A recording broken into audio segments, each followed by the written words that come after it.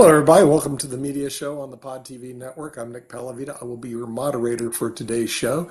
And today we're going to be discussing a very interesting topic. It deals with RFK for president. Remember, he is a third party candidate and he's running for president of the United States. Question is, does he even have a shot? And I did look at some of his policies. It was very sad to look at because he seems to be a drunk alcoholic and doesn't know what he's doing. At least that's my initial impression. We did offer him to come on our network, and of course we got the hand, which tells me that he was probably out drinking or Lord knows what. But he's an interesting possibility. He runs a lot of TikTok ads, RFK for president, but I am just not sure if he is even a viable candidate. So we're going to bring in our experts from around the world to look at RFK for president. First person we're going to go to is in Canada, who follows politics on world politics, which is Sasha Starr. Sasha, what are your thoughts about this guy for president? I tried to look him up as a serious candidate. And, it seems his history, other than having the name Kennedy, he's alcohol, drugs, somehow wandered his way through an education process, became an attorney, an environmental attorney, but 25% of lawyers have problems with alcohol and drugs. And now he's running for president as a third party candidate. The first two people I'm shrugging my shoulders at, but is he even a viable candidate? What's your thoughts on that, Sasha? You know what? I don't think he's a viable candidate for presidency. He's not viable for anything in this life, and I think it's just non-event. I hate to spend even 30 seconds discussing his presidency possibility. Yeah, we may have to move on. I did invite him to show up, and of course, got this from his. He was like Feedy, in other words, no response. And I'm going like, okay, fine, no response. Then we'll talk about him, what we think about him. And right now, so all I could do is look on Wikipedia and look him up and do some research on him. And I find this guy to be basically a bum. And, yet he's running ads all the time. I guess he's using his vice president's money to do it on Facebook. We're also going to now go to LA and bring in a former writer for Jimmy Kimmel Live and a Mega Society, not MAGA Society member. Rick Rausner, what are your thoughts about our friend? All right, so this weekend was the White House Correspondents' Dinner, where a comedian gets up and makes fun of the president right to the president's face. Colin Jost, the host of Weekend Update on SNL, was this year's comedian, and he ended by saying that, that his grandpa, who just died, the last person he voted for, from Staten Island, which is a very Trumpy, it's the Trumpiest part of New York, but his grandpa voted for Biden because Biden is a decent guy. So Colin Jost lays out the case. But this year, it's a battle between decency, because Biden is just a regular, he's not a king of corruption or perversion the way Trump is and the way RFK Jr. is. So RFK, you're not being fair by saying he's an alcoholic. He's a former heroin addict, and he's currently a testosterone abuser. He's 70 years old, and he's got these big frickin' pecs. He does push-ups with his shirt off, and and not even good push-ups. I think he does lady push-ups, like where it's hands and knees, and which is just a half push, but still he's got big, slabby. He's all red and just swollen because he's taking a ton of testosterone, which is not what you want from a president. He in 20 years ago, he kept a sex diary, where he had sex with 37 women, not his wife, and he kept a diary of all these sexual contacts. And then the wife finds it while they're divorcing, and she hangs herself. She commits suicide in a barn. So RFK, just a terrible, terrible guy. And so it's a battle between decency, Biden, and the other side to make Biden seem like not a decent guy, like manufactures stuff like he likes to sniff kids' head. He's a grandpa guy. He hugs people, like he gets his head close to other people, and they say, well, he's a pervert who likes to sniff hair, which is just like, so yeah, it's a ridiculous time in politics. Mhm. Yeah. Well, maybe Jatovi has some thoughts on RFK for president. I know that he's a follower of RFK and maybe that he's a backer of RFK. RFK is running a lot of ads on Facebook. Other than that, I invited him to be on our shows and I got the hand. In other words, so I go, well, I can only look from what I see on Wikipedia, and he seems to be a piece of trash, but maybe you have a better opinion of him than I. What's your thoughts, RFK, Jatovi? I mean, my piece of trash is putting it nice. He's a garbage individual. That's why his family won't even back him. He's a conspiracy theory guy. He dropped in the anti-Semitic stuff.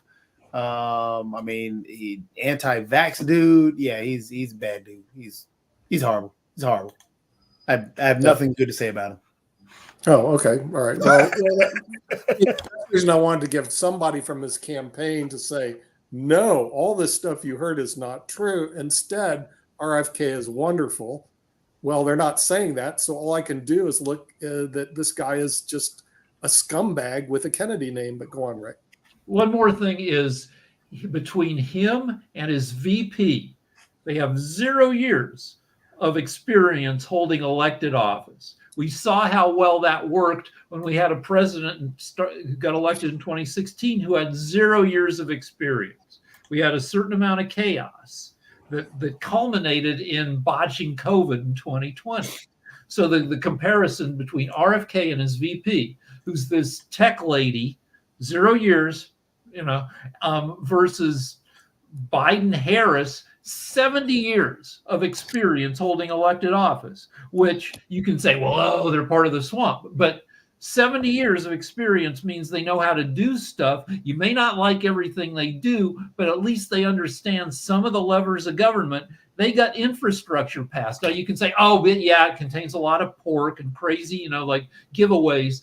But they got it done when the last person to get infrastructure spending was Obama in December 2015. We do need infrastructure for bridges, for roads. We need that stuff.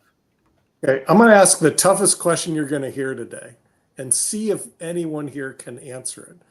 There are two people running for office. Forget everything else you know. There's only these two people you get to vote for.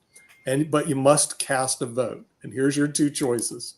RFK or Trump? Rick, who would you vote for? You got to give me a second to think about it. Okay, I knew this. I guess I go with RFK because some of his, I told you it's going to be the toughest question. It's tough, but like some of his policies, some of his stances, positions are,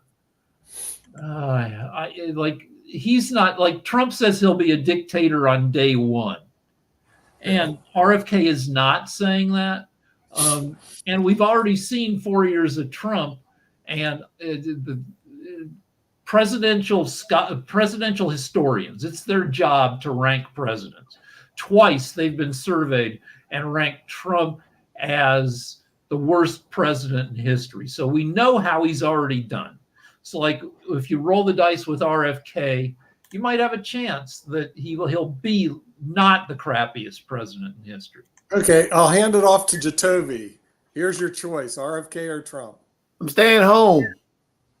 Ooh, you're going to pass demur, counselor? You're going to demur? You have either a guy who's anti-Semitic and racist. Oh, that's both of them. You have a guy who doesn't believe in science. Oh, that's both of them. You have a guy who has he believes too much in himself. What's the word? He has that self-aggrandizement or whatever. Egotist, narcissist. Yeah, that's both of them. Sociopath. That's both of them. Okay. So you have to vote for one. I'm writing in myself. Okay, we'll go to Sasha. He's in Canada. Sasha, here are your choices: RFK or Trump. Forget everything else out there.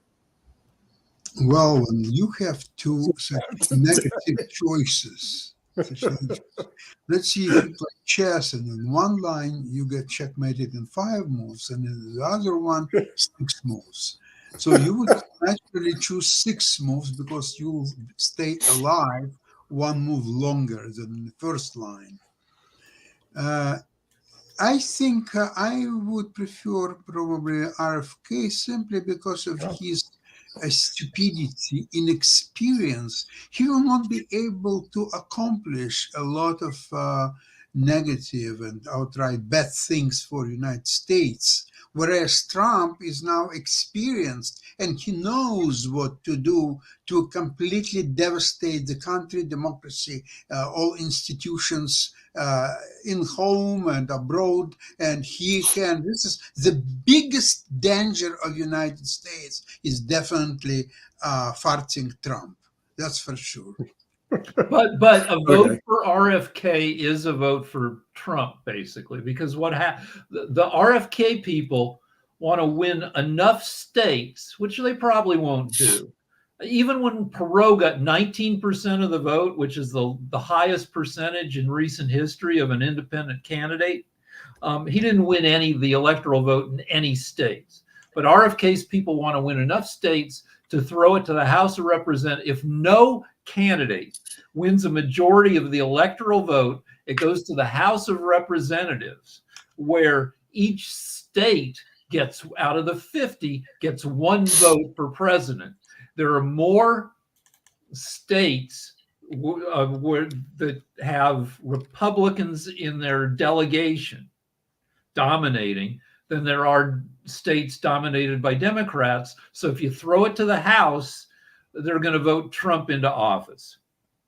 Yeah, but my question is this guy going to get any votes?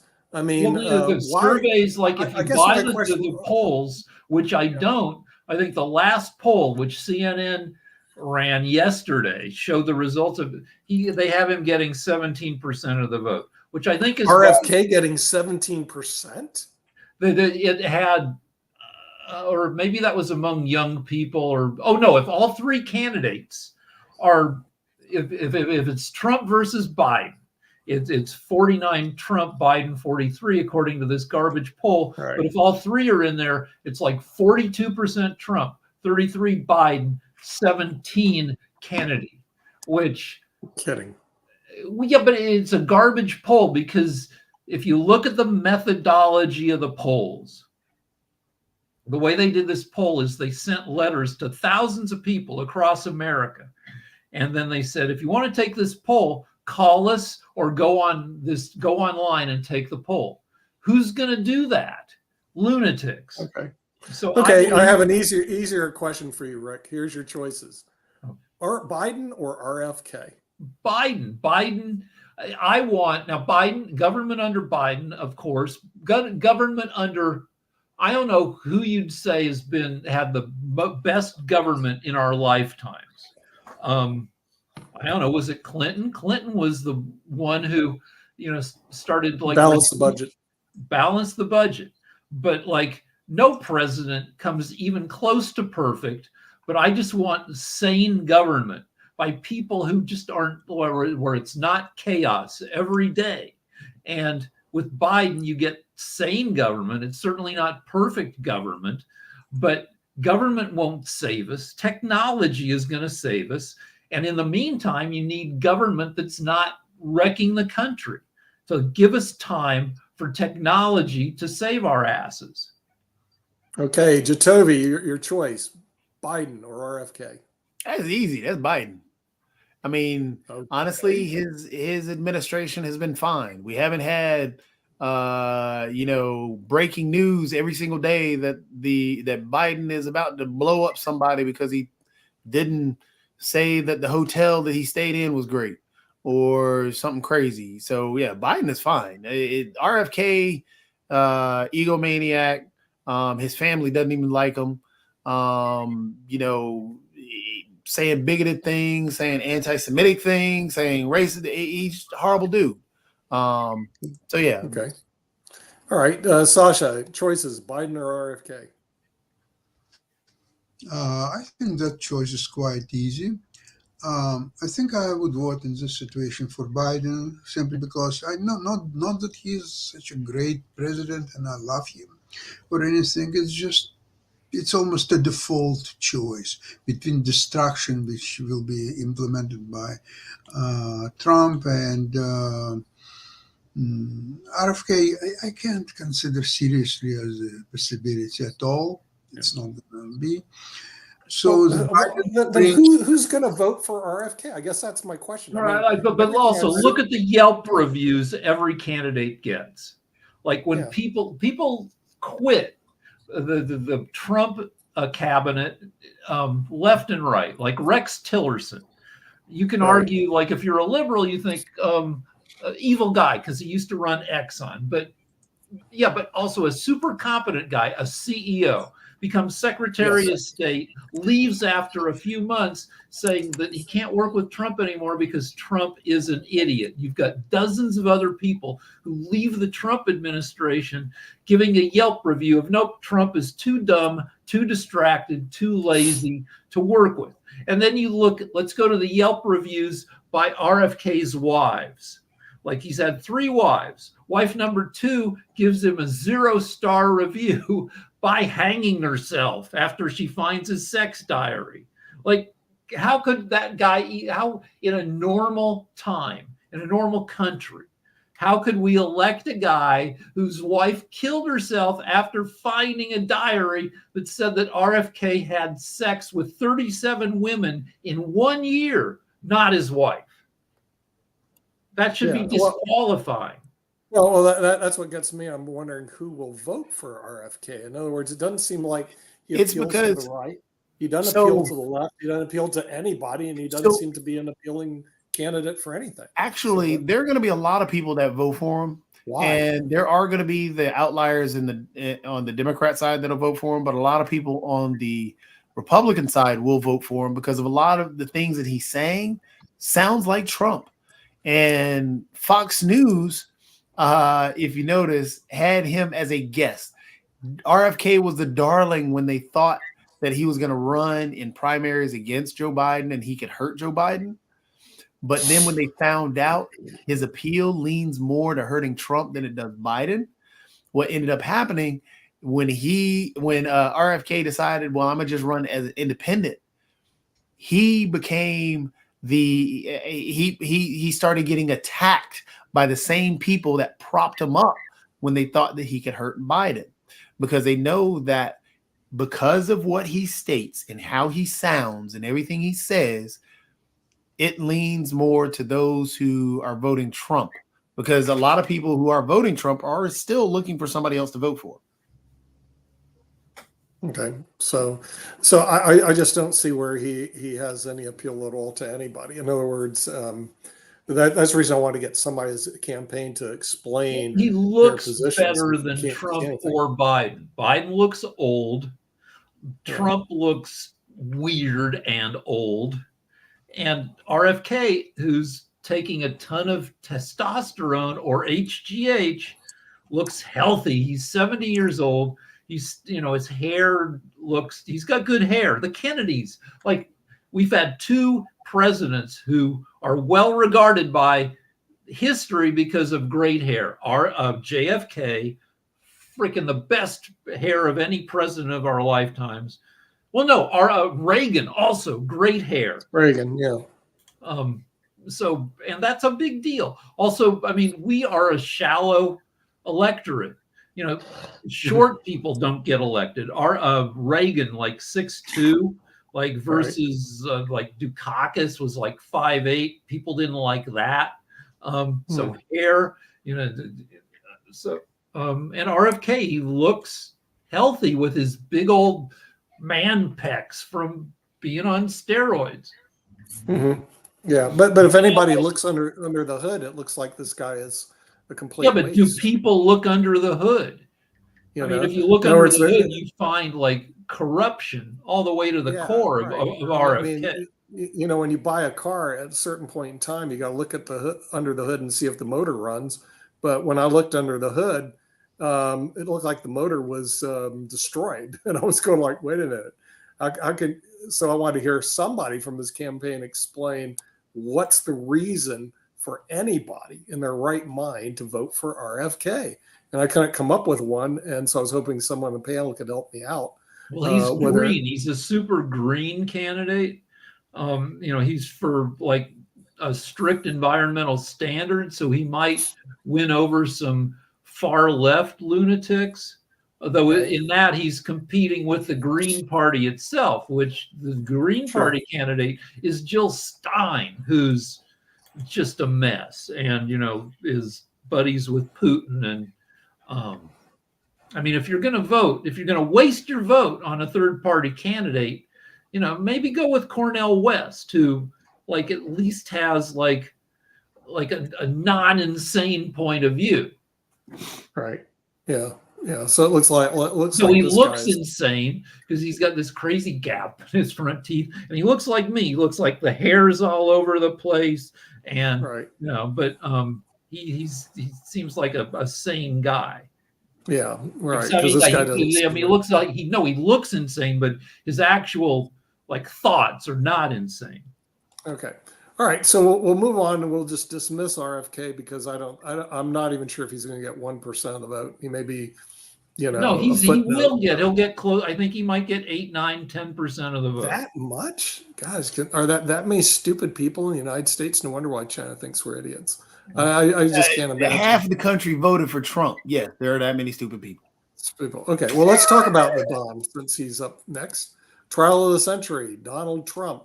How is he doing? I mean, the thing is, it looks to me that no matter how you play this game, that it looks like he was influencing the election and using his money to do so. So how's he going to defend himself? Rick, what is the defense of the Don? I read an in-depth legal analysis by somebody I respect who said that the case against Trump, from a legal point of view, he didn't necessarily do anything illegal. It's not illegal to pay porn stars to keep quiet. It's not illegal to release negative stories on your opponents. So the case hinges on whether you can convince the jury he's a bad man. No, true, doing bad stuff. But Rick, the part that is illegal is there too. When you fudge the numbers on your business, and that's the illegal part that he's being tried for, not the hush money part, because that's not illegal, like you said. Not the having sex with a porn star. That's not. No, it's him fudging the numbers and then lying to cover up what he was actually to in his business, because that's illegal. And then also the political part of it, the fudging the numbers to cover up his acts because it could hurt him politically. That was also illegal. So there were two illegal parts that he did. Yes, they were both misdemeanors, and that's where the tough part is. It's not the proving that he's a bad guy. It's proving that these things really happened and that they are up to the level of what they're charging him. The over what people feel is overcharging him. It's not the other parts. Also, the big lift is proving that his main reason, his only reason for doing this was to influence the election. Because his side argues, well, no, he was hiding all this stuff because he didn't want to hurt Melania's feelings, which is obvious garbage because Melania hasn't even shown up to court to support him. No, and so can they convince the jury that the only reason he did this stuff was to influence the election? The tough part is they lost that argument about Melania, and the fact that was never brought up in anything. It was never. until the actual excuses came to be at the beginning or at the courthouse or whatever, that was everything was talking about. Well, we got to hide this because it's going to harm me politically. We got to hide this because but now that becomes an argument. So yeah, they lost that argument a long time ago. Yeah, Sasha. I'll tell you, in my opinion, why a lot of people in the United States will vote for Trump. I'm not sure that he will win election, but a lot of people definitely will vote for him. See, American people, a lot of them are constrained by ideology, by religion, by family consideration, and so on. And they live their life. They're going to schools and universities. They will work somewhere from 9 to 5, and then they will go to pension, and then they will die. There will be very little excitement in lives of most of these people.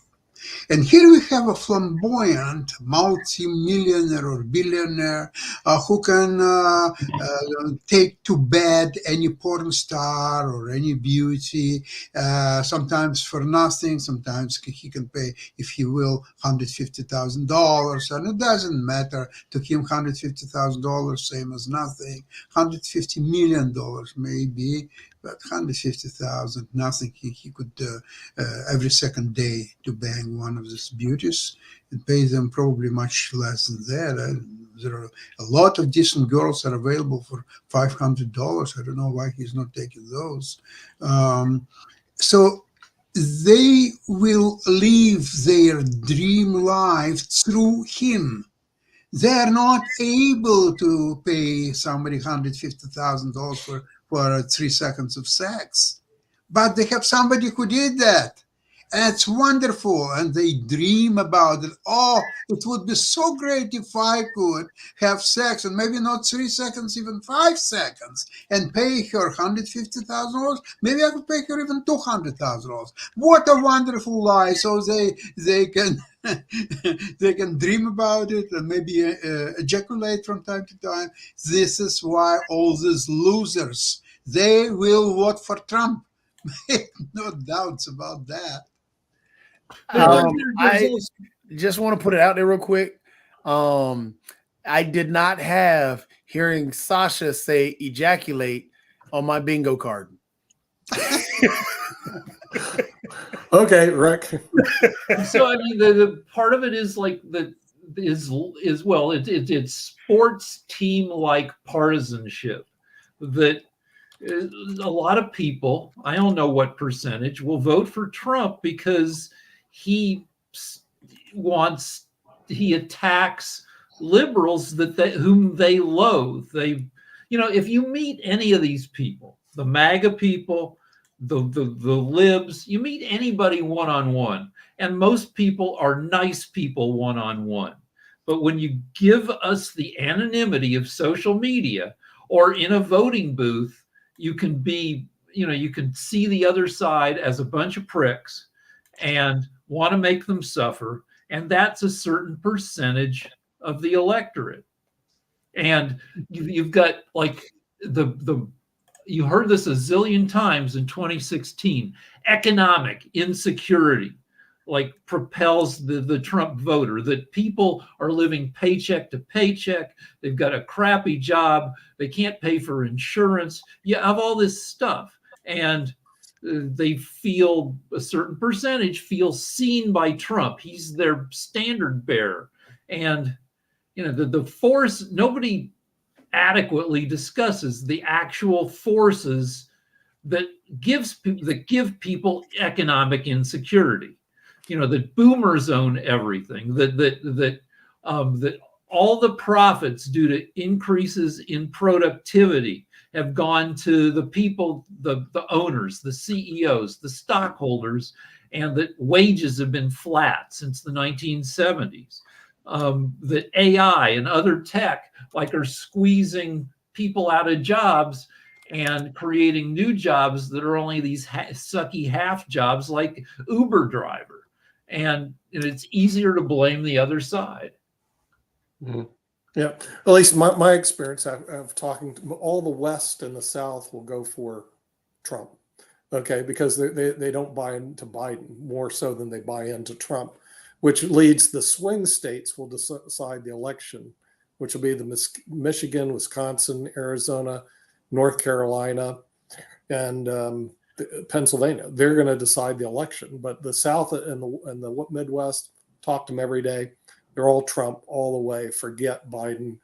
He's just going to send America down the toilet. But I mean, you've got independents who it'll be the independents. Yeah. So we got 6 months until the election, and it's said that most people, all the independents, all the low attention voters, don't even start paying attention till like September. And can you get enough of the independents sufficiently disgusted with Trump and the Republicans that they're like, I just morally can't vote for this kind of sleaze. And like, that's where like Kristi Noem, the governor of South Dakota, like that's where liberals such as myself are like going, it's terrible what she did, which she shot her dog because she was pissed at her dog. She shot her goat because her goat smelled bad, left him in a gravel pit. And it's like, can we make the message that this is what you're voting for when you vote for Republicans? Yeah, it's the thing is, it's going to be difficult, but you have to understand that she got elected in South Dakota, so this is how they think in South Dakota. See, and so I think we have a big cultural difference between the West and the South and the far West, which is where you live, the left coast and the right coast.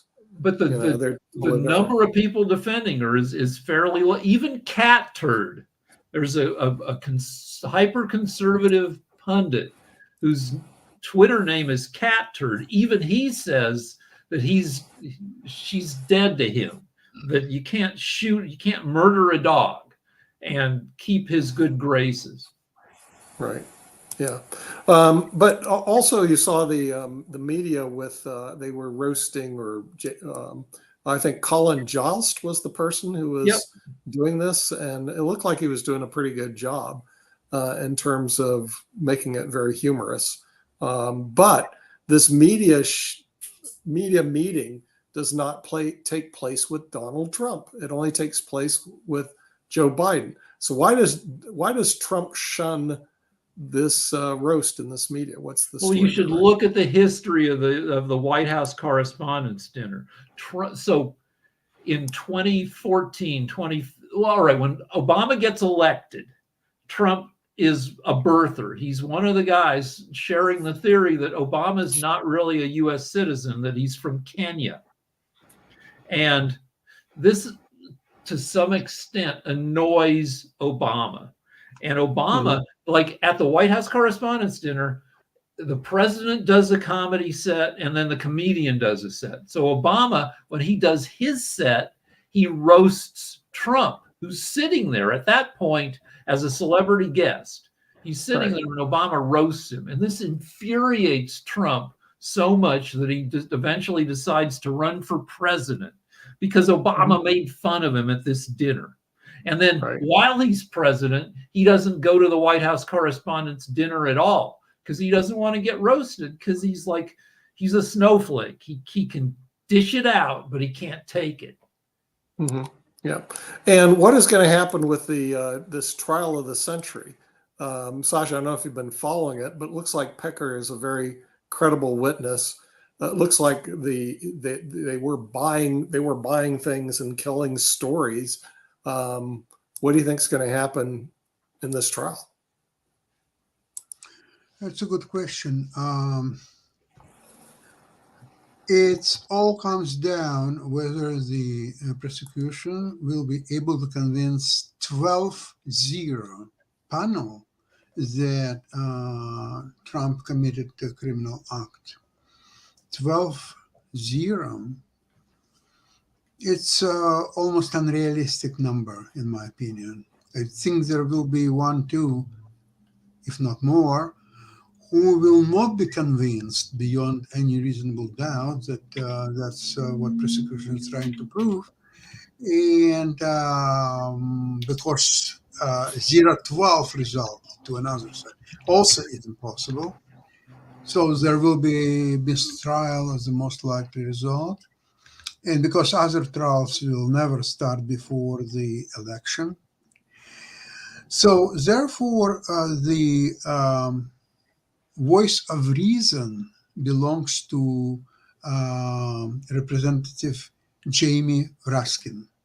What he said on one of the programs is the trial may start before election or may not start before election. This trial, the prosecution may win their case and have 12-0 result, or maybe they will not.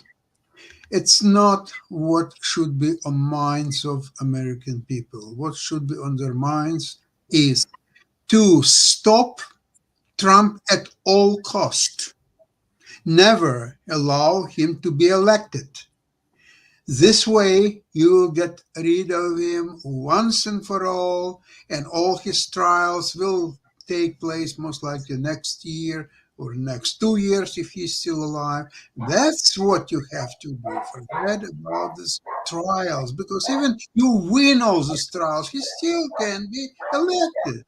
So worry about elections. Stop worrying about trials. Yeah, also, you need to look at coverage of the Trump trial on Fox. You can't watch MSNBC or CNN to see how that's affecting the Trump voters, because they don't watch those channels. You need to watch Fox. And on Fox, he's largely this unfairly persecuted, prosecuted, poor guy who's just doing what he can to fight off the forces, the unfair forces against him.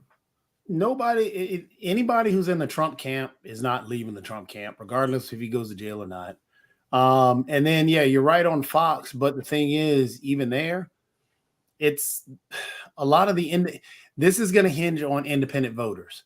And if the independents swing, regardless if it's Fox, MSNBC, NPR, whatever, that's where the big thing to watch. Because the Republican Party, Sasha, you were right earlier. People are going to come home to where they feel comfortable. Look at Bill Barr. Bill Barr went on an interview the other day. Yes, Bill Barr talked about how horrible Trump was. Trump he really is a threat. He will do all this and all this bad stuff. Who are you going to vote for, Bill? I'm going to vote for Trump. Because I like their new saying, because they know how, or their new talking point, because people understand how bad Trump is. People, especially in the independent world, like what's his name? He said the same thing. Who was backing Nikki Haley? Forget his name. John Sununu. Chris. No, Sununu. Oh, that's right. He said the same exact thing. Trump is bad. Trump is horrible. I'm going to vote for Trump because I like Republican policy. So that's what they're saying, rather than I'm voting for Trump because of Trump. It's all, I'm voting for the Republican. And that's where people are going to try. That's how they're trying to bring, those same independent Republicans home. Hey, these are Republican policies. It's not. The dude wants to be a dictator. Dude has already said he's going to just throw tariffs on China regardless of inflation. He's not doing policies. He's just saying fear-mongering stuff. There are no policies that Trump has, but that's what they're utilizing. That's why, Sasha, yeah, you're right. They're going to come home because of that. Also, he got Roe v. Wade over. We know that Trump caused a lot of women to get abortions in the 80s when he was banging, D-list models in New York City. That he's a guy. He cheated on all his wives. He's I'm sure, but he's a flawed guy, they like to say. But he got them, the judges and the Supreme Court justices, to get rid of abortion. And so he brings home the bacon, even though he's a scumbag. Well, with the Supreme Court is a very separate issue. It doesn't involve the voters, because Supreme Court was appointed, not elected. Nobody there was elected. So this is why it's relatively easy to arrest all of them, throw them in jail, simply because who they are. They were appointed, one by Trump, one was somebody else, or so on. Okay, appointed, and today you are no longer appointed. That's the end of story. And they don't have even protection to themselves. I don't understand why they don't worry about having ironclad protection for themselves. They are trying to get protection for Trump out of thin air. There is no such thing. There is no constitution. Never mentioned presidential immunity. Nowhere. So they are taking, oh, what's happened if in 200 years somebody can do this and that, and those people will do this and that, and we have to make, for ages, we have to create the laws. No, you don't. You're not lawmakers. No, you have to interpret the Constitution, which has nothing about the immunity, period. So they're all liars, and they all have to be thrown out of. So, but Biden is an institutionalist. He's very conservative. He was first elected to the Senate in 1972. And so people say, oh, just have do an executive order to have Clarence Thomas thrown off the court, or expand the court, add 6 new justices. So we have 15 justices instead of 9. Biden, even if he could do it politically or by executive order, will not, because Biden believes in regular government, and it's hard to get him to do something radical. That's too bad, because the Supreme Court has been expanded. They have a history of expansion over the last several years. Last several decades. So to expand the Supreme Court would be a normal course, especially the fact the court can't take on the huge amounts of caseload that they have anyway. And if you look at the expansion, you do the math on the expansion versus the caseload has exploded relative to the expantion. Yeah, how many districts do we have? Like 15, right? There's I know there's 11, because I'm licensed in the 11th Circuit Court of Appeals. So there's at least 11. I don't know if there's 12 or not, but I think the 11th was the last one. And they're the ones they hear appeals. But if you look at the math on this, Rick, the Supreme Court was expanded since its inception. And I think you have to have bipartisan support to do it, et cetera. And then it hasn't expanded in a long time, yet the caseload has expanded, a huge amount of cases that go into the court system, and more going in, more lawyers, more court system. So expanding the court would be a natural thing to do at this point in time. Also realize that, yes, the court is packed. Bottom line, it's their political appointees. It was packed. And what they did with Merrick Garland, I think, was just atrocious. That he should be sitting on the Supreme Court, and he isn't. So why Biden won't do it is the reason you say. He's more, institutionalist, that this institution the way it is. But if he was and he's a weak leader. If he's a strong leader, he'd pack the court. Go on. Absolutely. He is fearful that he may try to pack the court and he will fail because he will not enough votes in Congress for any other reasons.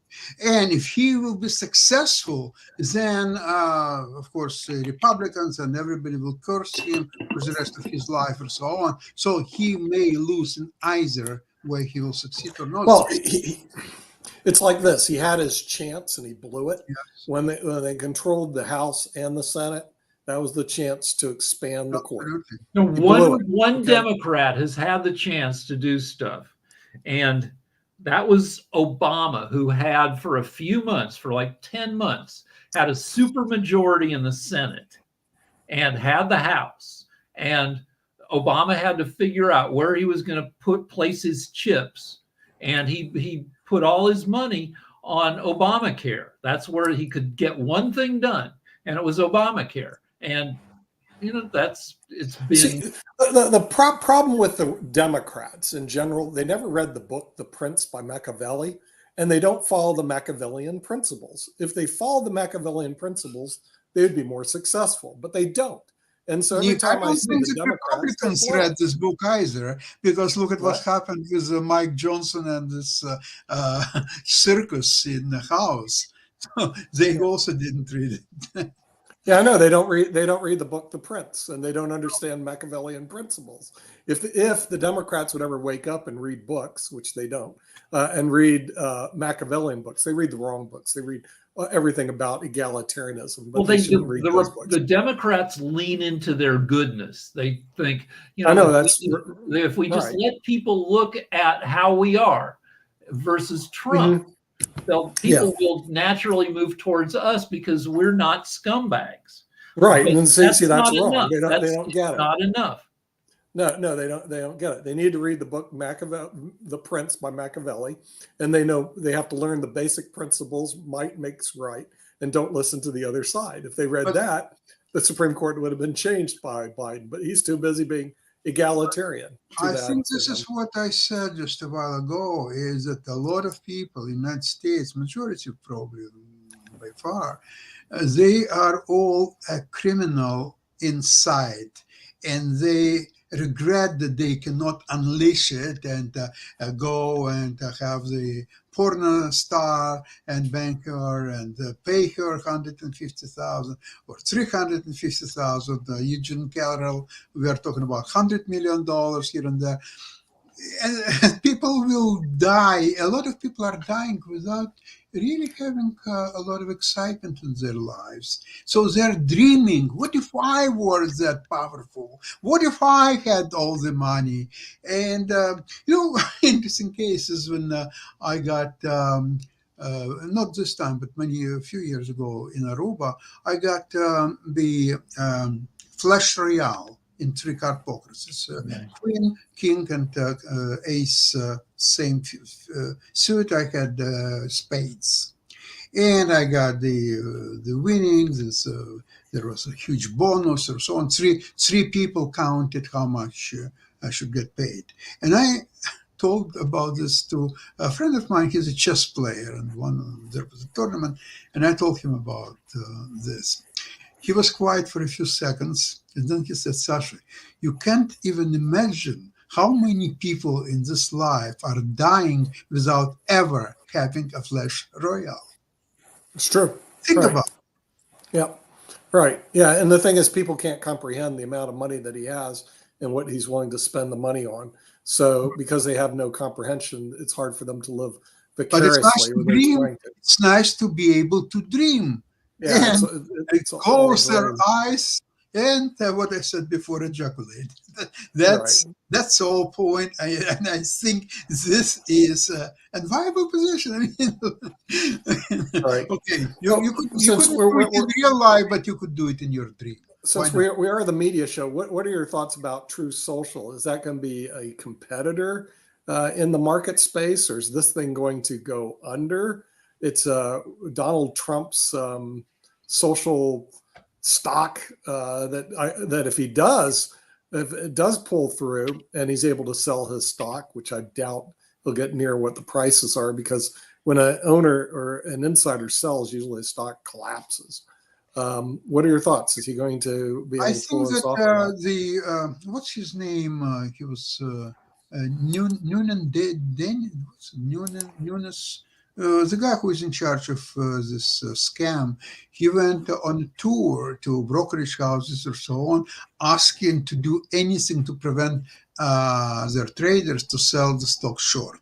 And he said that he will complain to Security Commission and this and that. So and maybe it's short up the stock for a short time, simply because I don't believe that there are any genuine buyers of the stock, except some suckers who got their inheritance of, say, $100 so they could buy 2-3 shares here and there. Yeah.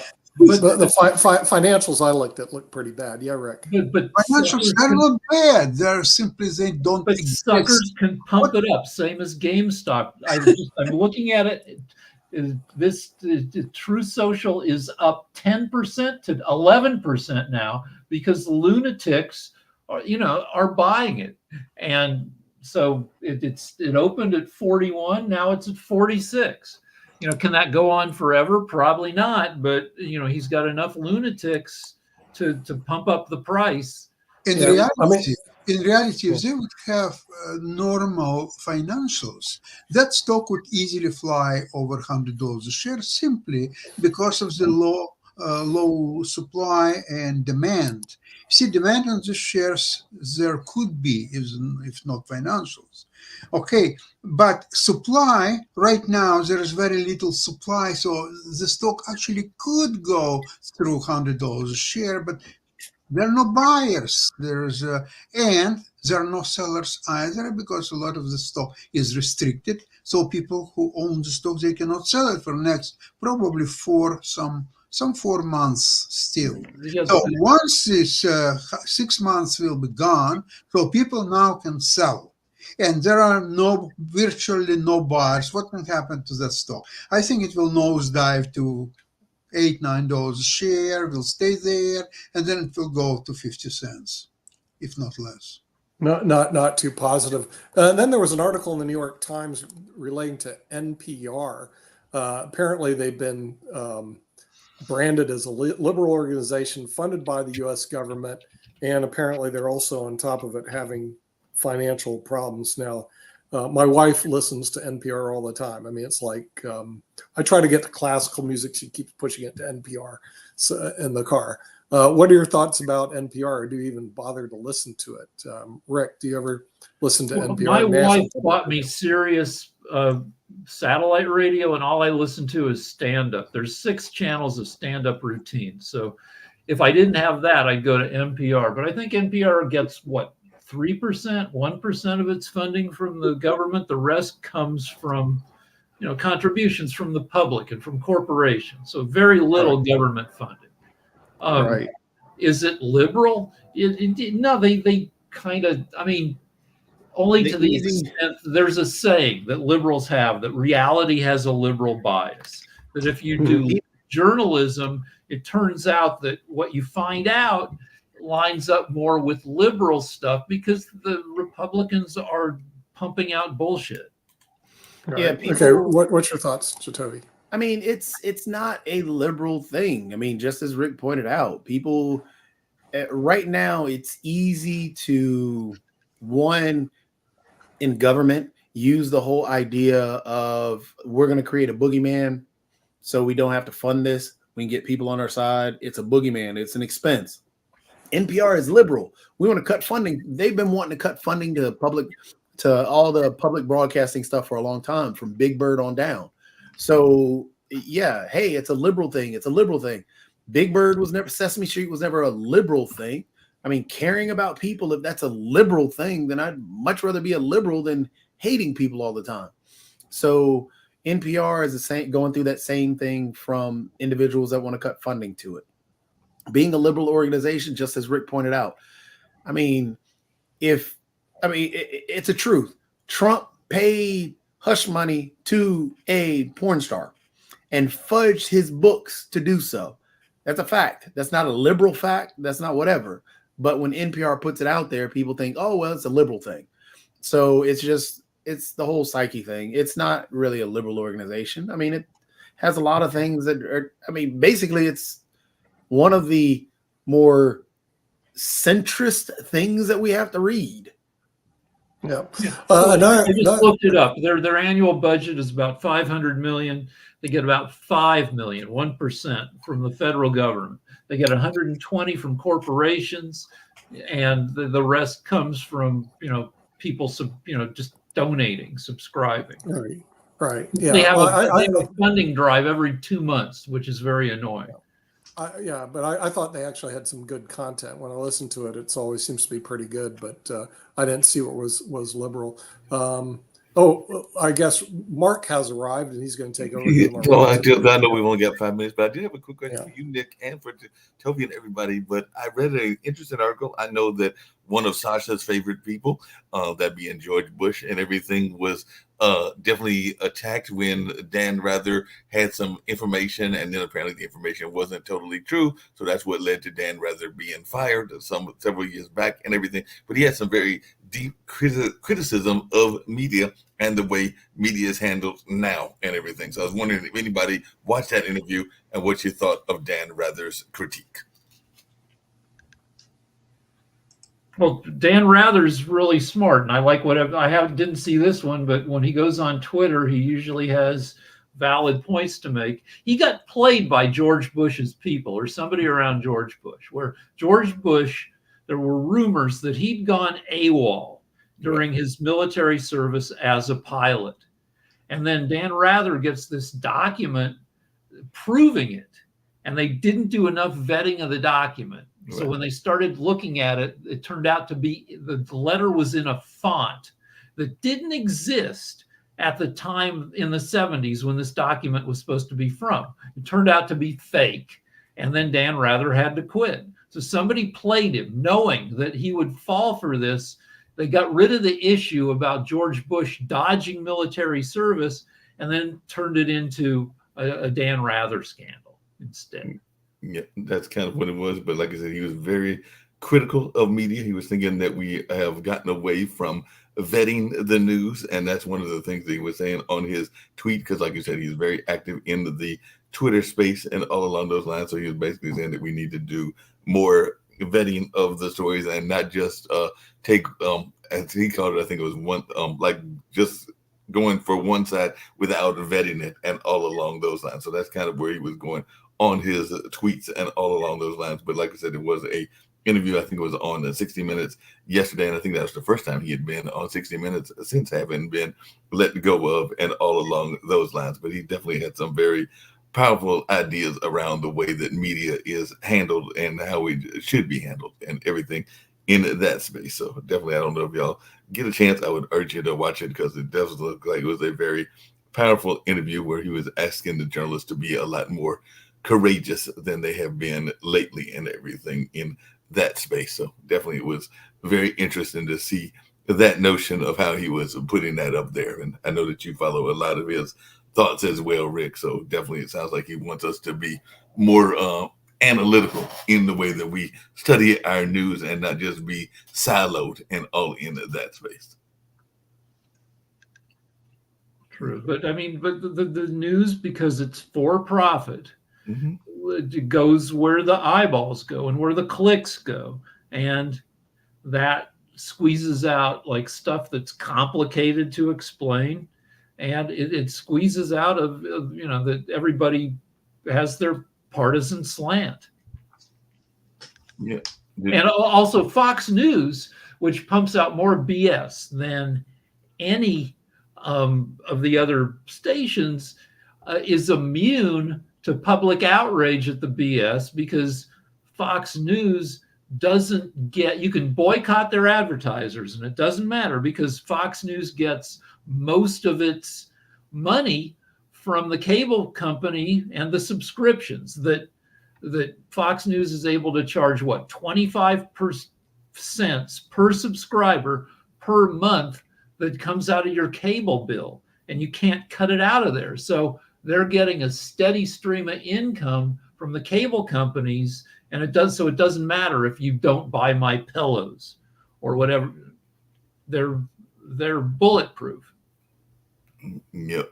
Throwing up Sasha got any thoughts, but I guess it was a couple of weeks ago, a couple of people asked Dan Rathers why he vehemently opposed Trump. And he said, let me make this perfectly clear. It's not about politics. I voted for both parties. It's about me as a patriot rejecting a cheating, lying, racist, treasonous, fascist, and vile man who attacks the free press and wants to leave the country I love. It's really that simple. So it seems like he's definitely very much giving some pushback to those that might be thinking that they should be voting for Trump and everything. But your thoughts around Mr. Rathers, because like I said, he definitely lost his job because of the way he handled, as Rick said, that whole situation with Bush Sr. and all in that space. So before we get out of here, any thoughts about Dan Rather and the notion of a free press in the United States?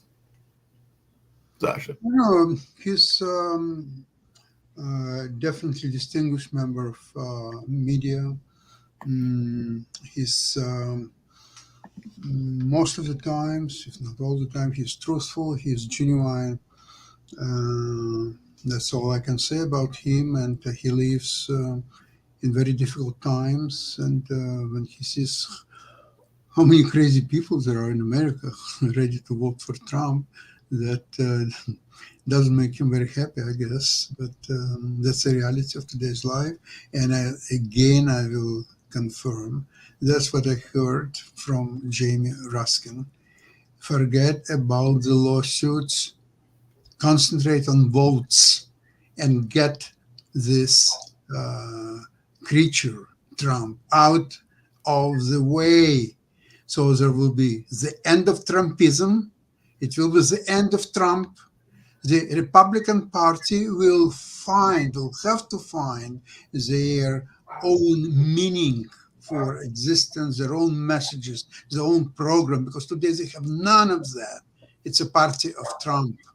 So party led by criminal becoming a criminal party. That's just as simple as that. Dan Rather's been around forever. He started in about 1960. His first big story was the Kennedy assassination. And he's still sharp. So, he's seen a lot. And so people should listen to him. And I was wrong.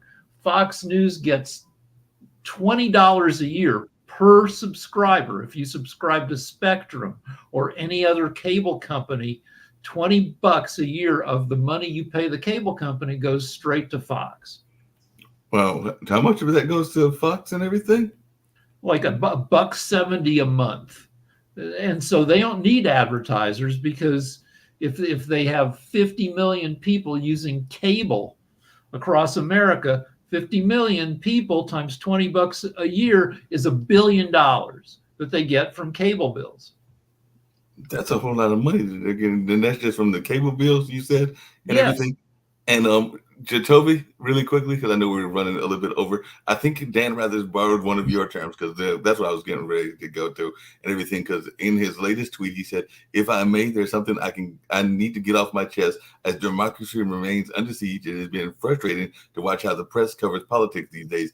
I'm reminded by lessons that came to be during the Nixon years as a CBS News correspondent, which I'll add here. Enough," and this is to you, Jacoby, "with both sidism." So that's what he said. He called it both sidism. He said, when one side lies intentionally and repeatedly, they are no longer entitled to the benefit of the doubt. They should be held to account right away. Do not simply repeat the narratives they spew. And he also said, prioritize live fact checking. Rigorous and robust fact checking is the best defense against misinformation, intentional lies, and deflection. If Trump says the sky is green, the story isn't that the sky is green. The story is the sky is still blue, and Trump got it wrong. And he also asked to ask lawmakers hard questions, ask about the fundamental principles of democracy. He pushed them to go on the record that Biden won the 2020 election, and if they support the Supreme Court decision to overturn Roe versus Wade, then definitely hold them to why they are supporting it and all along those lines. And he has some other points as well. But when I heard both sidism, I'm going like, I think I've heard Jacoby say that several times and all along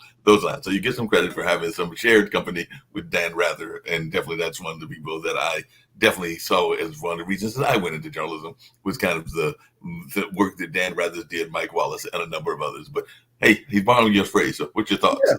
I mean, I completely, I've been saying it for forever. And honestly, Dan Rather is one of the guys that I love reading what he puts out there. And, I've always loved Dan, because he was an even keel guy. It wasn't, and what he's saying, both sides, we have to stop that.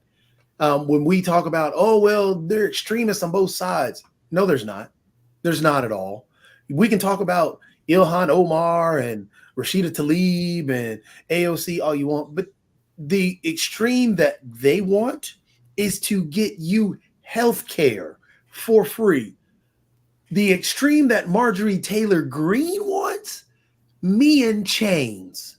So there's a big difference between the extremes. Marjorie, and then, all the people from, Ted Cruz, there's not a Matt Gaetz who's gone around trying to pay for sex from a minor on the left, because the thing is, if they are there, they're gone. Look at Anthony Weiner. Anthony Weiner sent out dick pics, and they kicked him out of Congress, and it was the Democrat Party that did that. Matt Gaetz, they gave him a position. Marjorie Taylor Greene, Lauren Boebert's still there. She's giving hand jobs in front of kids at a play.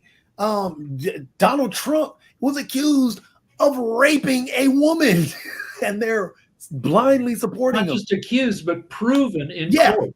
Proven in court. So it's like, it's not both sides. Never even close. But journalism they've been slow to adjust to psychopaths in politics. The deal, if you look back at Republicans historically, Bob Dole, decent guy. John McCain, decent guy. Mitt Romney, decent guy. You may not agree with their policies, but all people who try to be good people. And so the press, when they do both sides, they're still treating both sides as if both sides are reasonable when one side has gone insane. If you're in a workplace, an office with a dozen coworkers, and you've been working there for 10 years, and all of a sudden a psychopath or a sociopath joins your office, they can get away with incredible crap for a long time.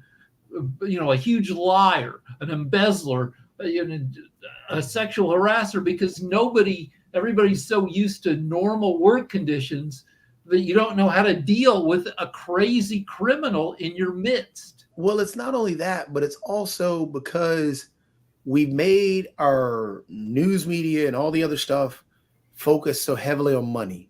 Mm-hmm. And if you say anything, if you like right now, Fox News is the biggest base out of all the news organizations. Everybody's trying to catch Fox News. You know the way you do that? Hey, let's throw on a Republican on the channel to see if we can give up both sides. No, you don't do that.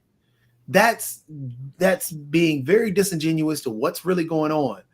And that's honestly what's causing part of the problem and why we don't talk anymore, because we're afraid to really be honest that, particular things are crazy. Donald Trump saying he wants to be a dictator is crazy, but oh no, MAGA crowd's going to come and, they're going to get mad and they're not going to watch my show. So therefore, hey, we can't say that. Who cares? At this moment in time, we have to be honest about particular things, because even take the situation. And this is a very recent situation, and we've talked about it and gone tooth and nail against it. I mean, I love Sasha you to death, but we've gone toe to toe on this conversation topic for a long time. But we can even talk about it now because we're actually in a similar position now. The Israel-Gaza thing, at the very beginning of it, we were going so heavy into it, and my only position was always the same way it is now. But I think because we get tied up in our emotions so heatedly that we forget about everything else, and we only want our way. And that's what's going on even now. If you look at the protests that are going on, the protesters are so mad because they feel that nobody's listening to them, and they're tired of yelling, and they're tired of hearing people. All they want and Sasha, I agree. The anti-Semitism that comes out, despicable, deplorable, whatever. But that's being built in because people feel they're still not being listened to. So they're saying more and more extremist stuff. And that's where, again, if we're not honest about what we're talking about, and if we get into this whole, we got to be so fearful that we begin to build these rifts between each other that should never be there. And, like now, Sasha, I love talking to you. Like Ukraine, we agree a lot on Ukraine, except for the killing everybody people. But, and even when you said the ejaculation thing, that tickled me. But I can enjoy talking to you about Ukraine, about certain situations, because, I'm learning more about Ukraine and understanding it. So I'm leaning a little bit more towards your side and understanding about the Ukraine situation. But I can talk to you about it because that's what it should be. You're not holding back, but we can have that conversation. And we're not doing a both sidesism, but we're talking about what really goes on. And that's where we should be. We got to stop both sides this, both sides that. Screw that. If one side's crazy, don't make it legitimate to be crazy. No, I don't. The thing is that these demonstrations, anti-Jewish or anti-Israelis, it doesn't really matter. They definitely have one goal in that. They want to convert the public opinion, the US government, the Congress, and everybody else on their side. It doesn't matter if they're right or they're wrong or whatever. It's kind of a very popular thing was in 1930s in Germany. It all started with the young paratroopers, so-called Hitlerjugend commands, when they became actually the major power of Hitler coming to the power. So this, and it was very difficult to resist to these groups in Germany because they were young, strong, powerful, aggressive. So people didn't know how to deal with that. It's not even, it doesn't really matter whether they were right or wrong. It was a power. So if they're right, great. If they're wrong, there is nothing you can do about that. So these demonstrators, if they are not somehow dealt with, one way or another, I don't know which way you have to deal with them, they are become power in itself. It doesn't matter, Gaza, Palestinians, it does not matter. They're becoming a power. That's what's happening right now. I get what you're saying there, but let me give you a different perspective. Okay. So at the beginning, and I'll take even the analogy of how you raised your hand and then said something. And Rick and I get into this when sometimes on the program when we're sitting here raising our hand and nobody's listening. Then we start swinging our arm, and then we're waving both arms because what's happening is nobody's listening. I'm wanting to say one thing, but you're not listening to what I'm saying. At the beginning of the war, everybody agreed what happened on October 7th was just a travesty. It was despicable. It was deplorable. Everybody was on the same side. When the response started happening, there were certain people that started raising their hand, saying, "Hey, listen, I agree that it was despicable and deplorable, but let's tamp down the response because we're starting to kill too many people, and I don't want to see these people die." And then that person is sitting, and then people say, "Oh, well, forget you. You need to do what I need to. You need to listen to what I say because I'm saying you just better back me to whatever." And so the people are raising their hands again. Hey, look, I get what you're saying, but I just don't want to see all this death. Can you help me out?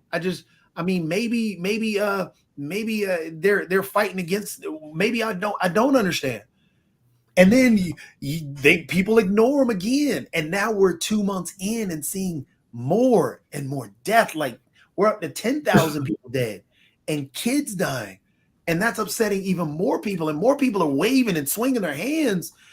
And then what goes on is it goes on for months and months, and people are yelling and screaming. And you didn't listen to me yell. You didn't listen to me raise my hand. You didn't listen to me screaming when I'm begging you, stop the killing. Let's try a different path. And we now run a little bit over and everything. Hold on. One last thing is when you can have a point of view, but you don't know what the true point of view is of a lot of people you might agree with, like on social media. Like you can, I think Netanyahu's a criminal and he's mismanaging the war for his own purposes. But if I click like, then without checking out the rest of that person's feed, I might be agreeing with somebody whose main point of view is anti-Semitism. So it's all a tricky area. And the thing is, the more you begin to wave and ignore that individual and those individuals, it's a matter of talking. How I just said that, we can talk and I learn a lot about Ukraine from you. If you're just telling me to shut up and just back you blindly, I'm going to drift further away. And then if you keep telling me that, I'm just going to continue to drift further away because I'm not here. I don't get the opportunity to express or ask questions.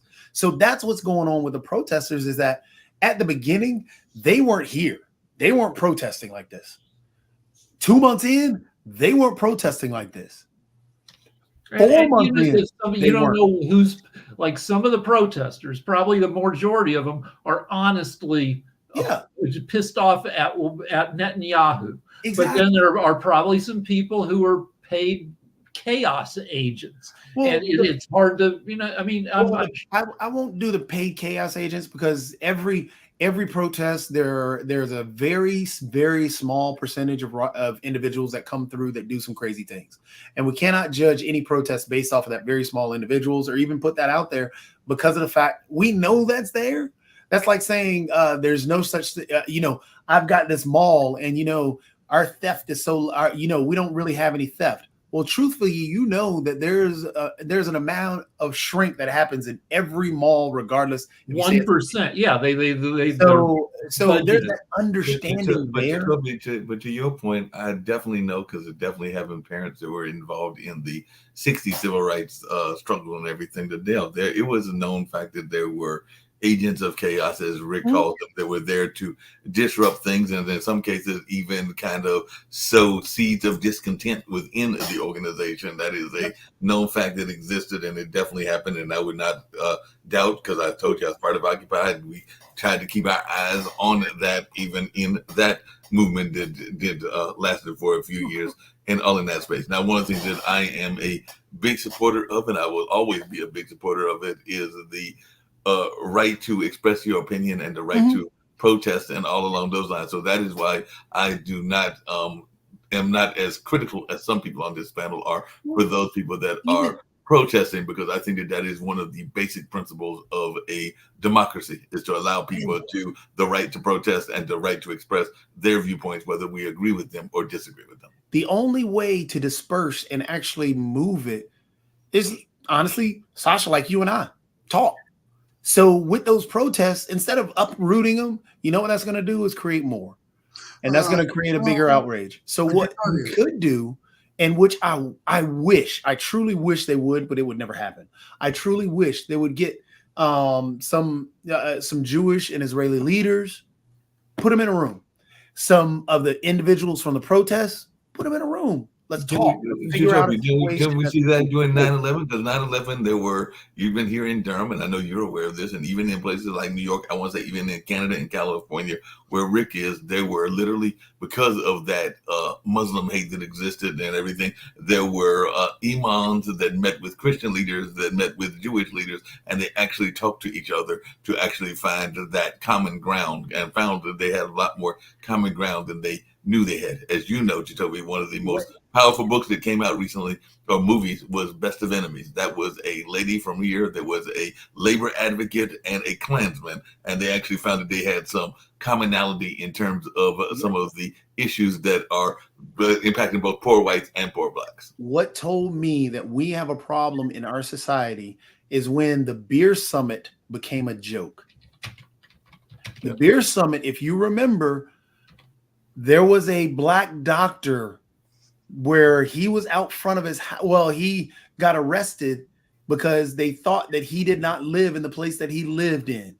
Wasn't that Henry Louis Gates? You got it. He was taken to the White House, remember? And also the individuals that took him to the White House were the cops. It was called the Beer Summit. That became a big joke. It was actually something that was necessary, because that is how you bridge a gap. If you do not talk, you cannot bridge a gap. You got to do that. Jacoby, here is a problem. The problem is that you live in a Western society, and you adjusted yourself, obviously, to the way how people live here. It's a fast, fluid, high-tech, a lot of information, and obviously you are part of it. In the East, like that part of the world which you want to call Palestine, it's a completely different way of life, especially in the Arab part of Palestine, because basically there is no such nationality as Palestinian, because Palestinian, it came to existence during the British mandate, because it was part of Turkey. It was Ottoman Turkish Empire. There was no Palestinians. There was nothing. It was just Turkish Ottoman Empire. When Turkey lost First World War, so the mandate over that old territory came to England for 20 years. So it was a British mandate. And all people the Arabs, the Jews, and many other nationalities who lived there, they were all being called Palestinians because it was a part of British mandate over Palestine. Palestine, it was a part of this war. You have to call it somehow. So the Palestine was the most convenient. So what Arabs believe, and even today, they believe that it was a United Nations decision that there would be two countries. One is Jewish Israel and one is Arabs. Call it Palestine or any other name. They thought that this is a robbery of the century. Since when Jews have a right to have their own country? We have to throw them out, eliminate, do whatever, and that's first war against Israel started immediately after they announced the creation of their country, their government. 5 Arab countries attacked Israel, and Israel defeated them. There were several other attempts in 56 and 67 and 73, and 82 was uprising in Lebanon and so on. It's all, the Arabs lost all of it. Okay, that's fine. But they are talking about this injustice from their point of view to their children and grandchildren. So they're sitting, it's very hot during the day there. So they're sitting inside and they drink tea, hot tea. And over tea, they're telling the stories, how it happened, so on. And of course, they don't have any conflicting point of view because when you're talking in your own family, you have your story, whatever you want to tell, that's what you're going to tell. So nobody is trying to argue with you or bring the opposite point of view. So there are millions of Palestinians, both in Gaza and West Bank. They believe in this narrative. And therefore, it's very easy to ignite them one way or another to fight existing order and fight for something different. And that's what's going on, and this was explains why October 7th happened and so on. Now the strategy worked because if Israel will not reply, so the Israel is weak, the people will be upset about it. And if Israel will strike back, and especially when they strike back, they were not aware of all this incredible system of tunnels and so on. So that, of course, created a lot of Sasha, and we definitely got to wrap up and everything. But I do have a quick question for you based on what I just read. It was an interesting article, and it was actually, I think, from a Jewish standpoint, because I do have some family members that fall in that part of the religious community, and all along those lines, Dad's girlfriend is actually Jewish.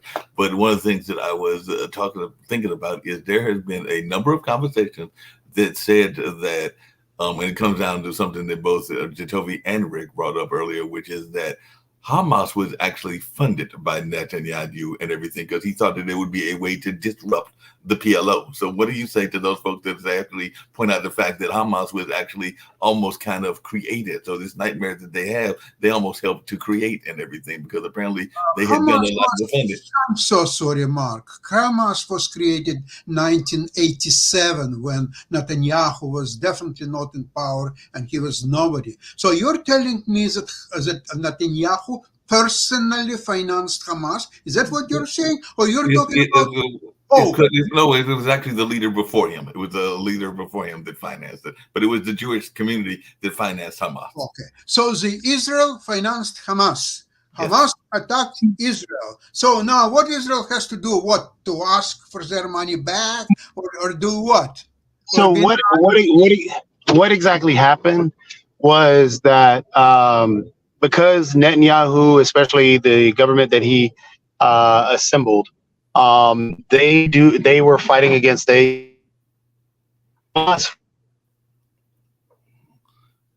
Yeah, you're breaking up, Jacoby, but they were fighting against the PLO, so they thought it was a way to disrupt the PLO because they did not want the PLO to have control. So that is why they were supporting. Netanyahu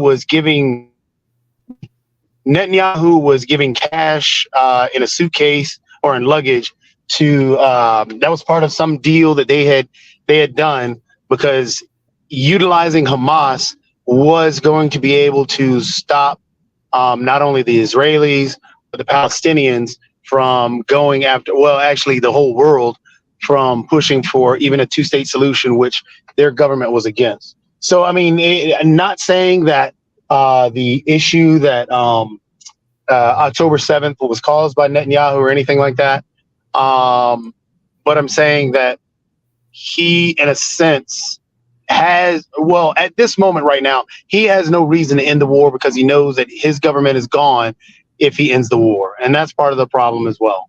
I mean, I understand all the history behind it and the slow moving society because of culture and, you know, the ideals. Because, again, I pointed out earlier in the show how there are some women CEOs that are out there, that there are some Chinese, male Chinese CEOs that won't deal with those companies because they have women in those ownership positions. It's just a cultural shift. And that takes, I completely agree, takes a long period of time. But unless we have that opportunity to talk, unless we take time to discuss and move forward, that's where education and everything else comes through, which is exactly what I think you would be a big advocate of. Because, yes, there are schools in Gaza that were taught by those in Hamas and those others that were taught that the Israeli people were all devils and Jewish people are devils and hate them and everything else. Yeah, that needs to change. But again, that won't change. And that's what I think the people are protesting for. Yes, we're quick to, adapt to this different situations in that area of the world. Yeah, it takes time because it is such a huge culture thing. And that's the same thing. If you want to talk about one that is a huge culture thing that here in the US, we still haven't adapted to, still haven't gotten over. I mean, look at the race issue. Look at women's issues. We're still a very slow moving society on those issues here, in the same way that what's going on with the Palestinians and the Palestinian situation dealing with what's going on in Israel. But a very quick question. Do you believe that majority of protesters on universities, do you believe that they are Palestinians? I believe it's a mix. There are probably, I don't think that the majority are Palestinians. I do think that there are a lot of Palestinians that are protesting. I don't think that that it is without having Jewish representation in there. I do think that there are some Jewish individuals that are protesting right along with the Palestinian people, because the protest, like I said, it did not start with the October 7th incident. Nobody was doing what's going on right now when October 7th happened. It's just like I pointed out in that analogy. People raised their hands when they were watching the actual return fire, because more and more people were dying. At some point, you've got to realize that as a like if you're in a boxing match and you get hit, if you turn around and pummel this guy to where he's bleeding out of his ears, you got to realize you got to stop at some point, or you're going to kill that individual. And that's what's going on. And that's what people are yelling about, is that, hey, I support your defense. I support the freedom of Israel, and every Jewish individual should have the right to live and do everything. But that doesn't mean that I have to sit here and watch you destroy the beautiful people, the innocent people of Palestine. I don't need to see Palestinians dying in the street from starvation, and the children dying and can't even, a kid's leg getting blown off and not being able to go to a hospital and get help. That's something that no one should support. And that's where the protests started getting louder and louder, but people again didn't listen. The only thing that people heard was, hey, because you're saying something about Netanyahu, you're being anti-Semitic. That's not true. That's by far not true. Just because an individual has a gripe or has a criticism of Biden doesn't make them anti-American. Just because somebody has a criticism of, when Ford was in office and in Canada, where was he? In Saskatchewan, was he? I forgot. No, it was Waterloo, wasn't it? Ontario. When Ford was, does that make him anti-Canadian that you complain about Ford? No, it doesn't. It's just one of those things is that we have to realize that if people see a problem that I don't see, okay, let's talk about it. What do you see that I don't? How can we work together to fix it? And that's what the protest came about. And that's all they really want to talk about. Before we finish, I'll tell you one fact. As you know, Germans killed 6 million Jews during the Second World War.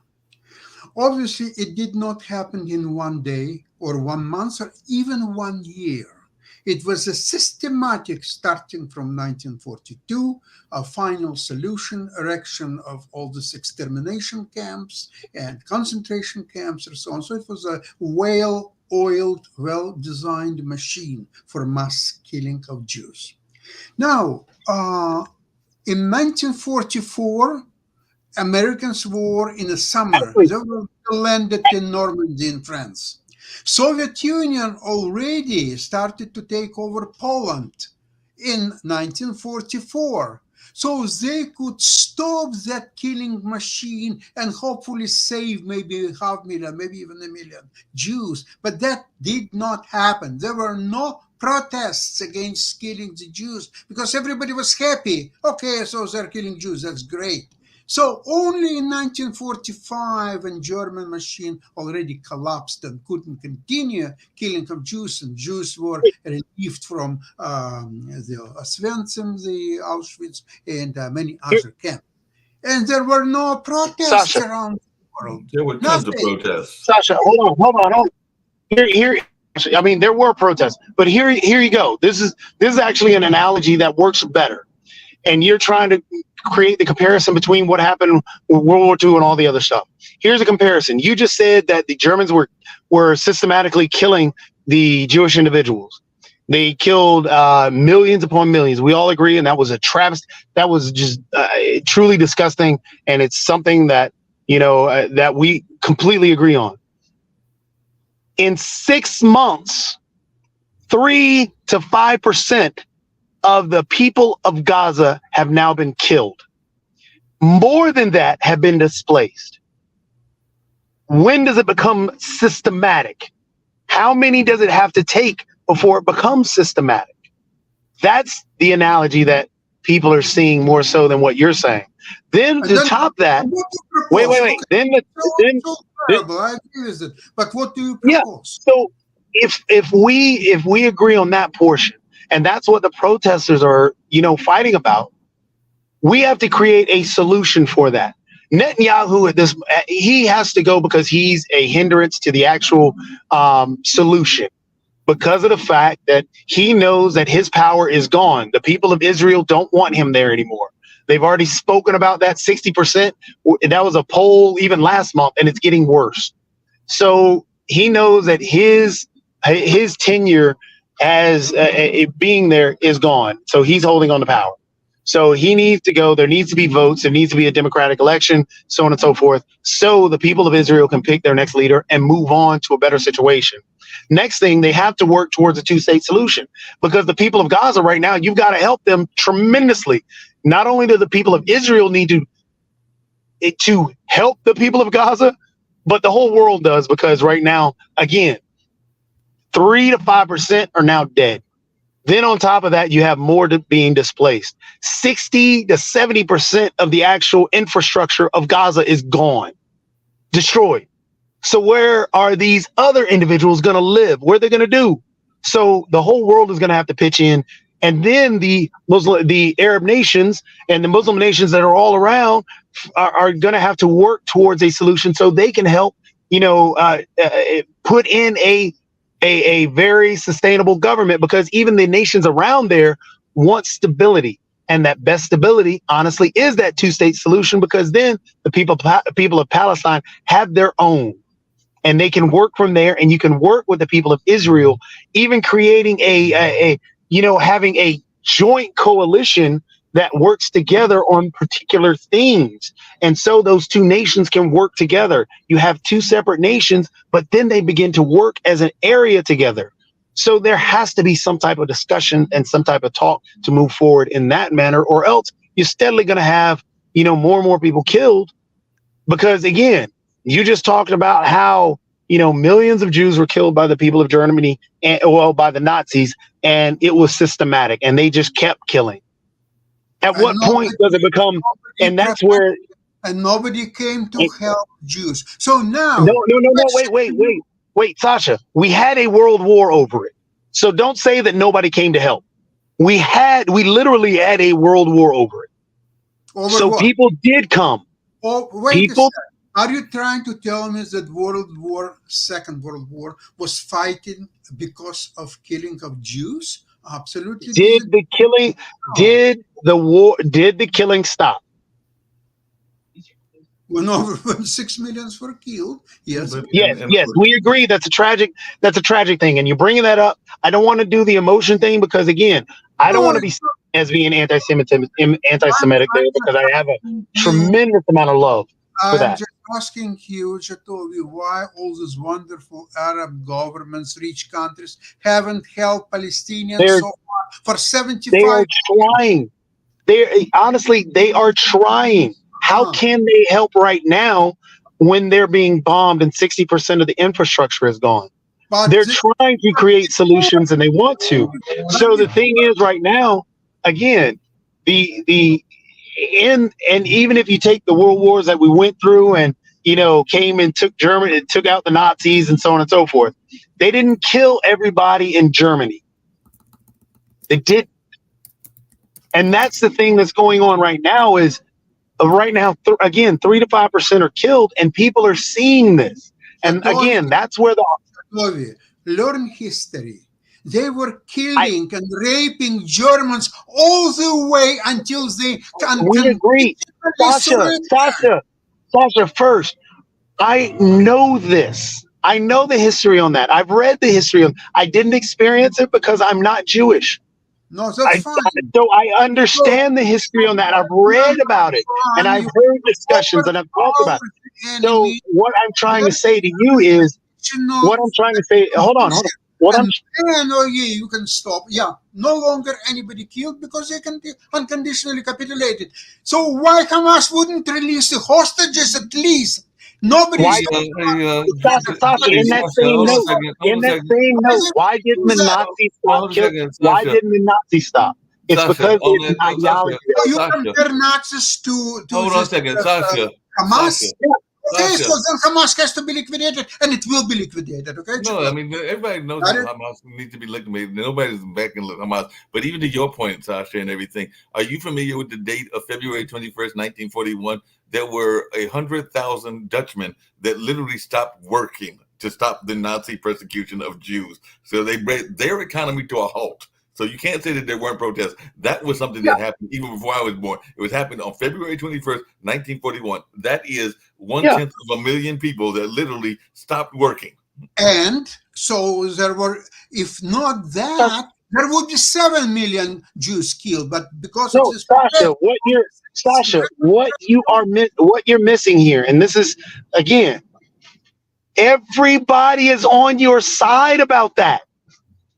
Everybody, but you're arguing like we're not. Everybody understands the history, but you're arguing like we don't understand it. Everybody is in agreement that the Nazis, what they did was a tragedy, but you're arguing as if we're not. What we're stating is that your analogy, when you keep going back to that, yes, the Nazis would be, in an analogy, the Nazis would be the same thing as Hamas.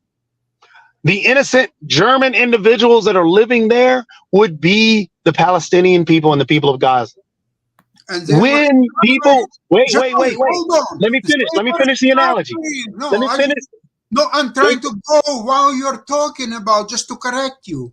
The Germans were suffering until they unconditionally capitulated and surrendered. So if that Hamas would No, you're not listening.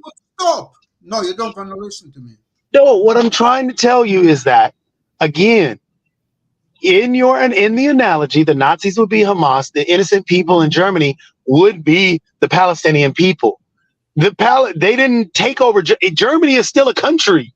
The German people have a country. We didn't go in and take over Germany and say, okay, well, this is now France. No, they have a country. And then on top of that, they didn't kill all the German people. Please don't say obscene things. France was a winner in Second World War. Germany was a loser. They surrendered. It was occupied Is Germany named Germany or is Germany named France? Hold on. Germany was it was divided by Is Germany named Germany or is Germany named France? You just said France was a winner, Germany was a loser. In your situation, you're talking about, all the Palestinian people must do this and it all should be Israel. No. In the analogy we're talking about, it would still be Gaza. It would still be Palestine. They would have their own country just like the Germans would have their own country. So again, the whole thing goes back to the fact that the people are protesting because they don't want to see any more death. And nobody was listening before, so they had to get louder.